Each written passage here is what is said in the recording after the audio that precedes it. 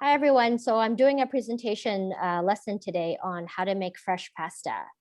Going to screen share.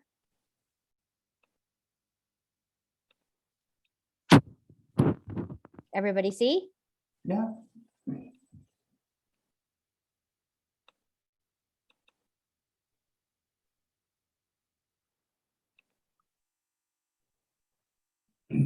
Oh, it's pasteurized. Okay. Has anyone made fresh pasta before? No. No, I didn't. No? Have you guys ever tried it in a restaurant? Yes. Yeah. Yeah, and I bet you it cost around $30 to $40 for our super small portion, and you were really hungry after still, right? Yeah. So, So my lesson is going to be about teaching you guys how to make fresh pasta dough with a couple simple ingredients that everybody has at home. When you make fresh pasta, it's inexpensive, very versatile. You can add any sauces or garnishes that you'd like and customize it to how you want. Growing up in a Chinese family, my mom always cooked rice or noodles. So I remember her making spaghetti bolognese. My brother and I were just over the top excited that she made a Western dish. You know, we gobbled it down and, you know, we always asked for seconds. So my mom never made any fresh pasta, maybe because she didn't know how or she didn't have time. But that's okay because growing up, I didn't really know what that was anyways. Later on in life, through my culinary journey, I found out how to make fresh pasta. And now me and my 5-year-old make it all the time. It's fun for him. And as you can see, there's usually flour all over the kitchen.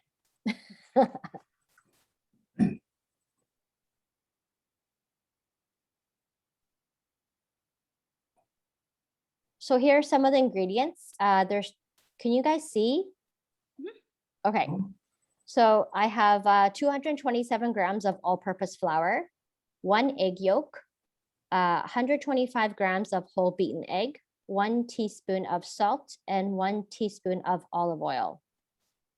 I mix the dry ingredients together and then I form a well. I put the eggs and the olive oil inside to form a dough. Using a plastic bench scraper, you want to form the ingredients together to make a dough. You want to knead the dough for 4 to 5 minutes using a rolling motion, left hand to right hand. After kneading the dough, you want to refrigerate and rest for 30 minutes. The reason for this is that the gluten strands will relax and the dough will be more pliable for you to roll out later. In this slide, I have a picture of a hand crank pasta machine. You can buy this at any local retail kitchen store. They range anywhere from $50 to $150. The bottom piece is hand crank and the topper piece just attaches to your counter. It's very easy to use. Before you roll out the dough, you want to make sure that the dough fits inside your pasta roller. So I used a rolling pin and I rolled it out to make sure that it fits inside the machine.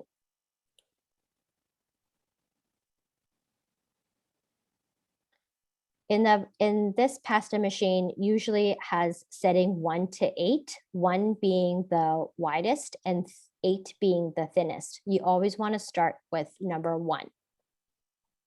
Roll the dough twice until you get an even thickness. You want to laminate the dough, switching from left hand to right hand.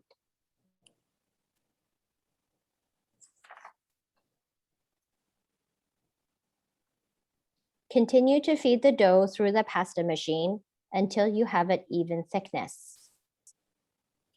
Once your desired thickness is reached, you can cut your dough in half and roll it in 2 separate times. The reason for that is it's easier to work with, plus it also doesn't dry out the dough. You usually feed the dough through the machine till it reaches 7 or 8, depending on the model. I stopped at 7. After when that's finished, I put it through this attachment right here on the left. It's a noodle cutter that comes with the machine. I'm feeding it through the fettuccine and it will make fettuccine noodles.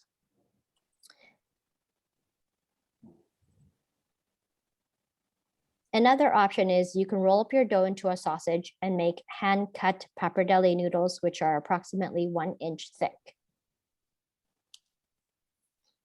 To cook your noodles, boil a pot of water and add salt.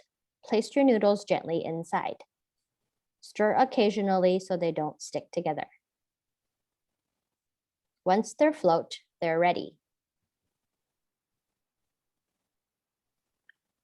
I drained the noodles out with this strainer because I'm going to be cooking more noodles later, but you can also pour the water out into a colander, how you would just cook regular pasta, dried pasta.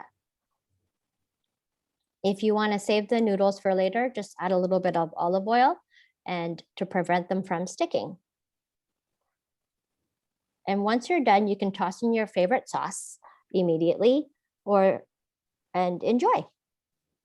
Oh. Mm-hmm. What do you guys think about making fresh pasta? I honestly have always wanted to make fresh pasta, but I don't know, it always seems so intimidating because I don't know why. So for me, I think I needed to have more time and equipment to prepare either. I'm interested in making such fresh pasta. Good. It's actually really, really easy.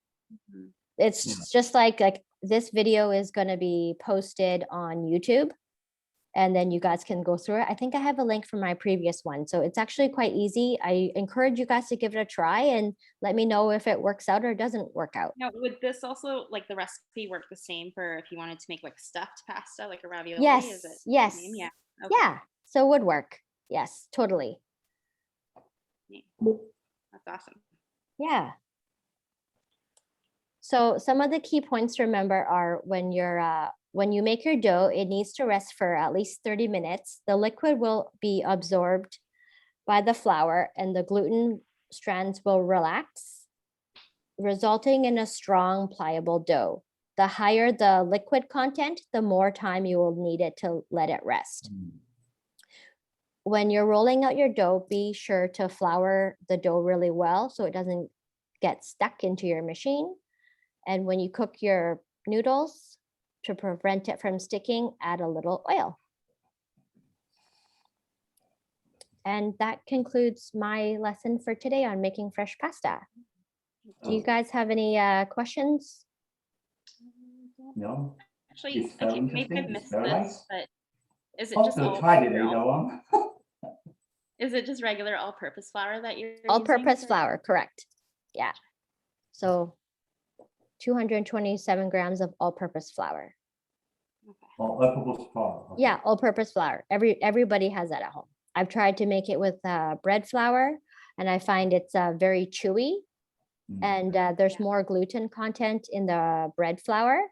You can make it with cake flour too, but I figured, I mean, cake flour cost-wise, you know, all-purpose flour is the cheapest, and I figured everybody has that at home if you wanted to give it a try.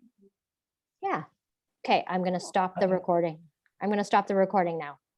Okay, thank you. So that I will shift my meeting to my turn. Okay, or I will open my Zoom meeting now. So I may click now first.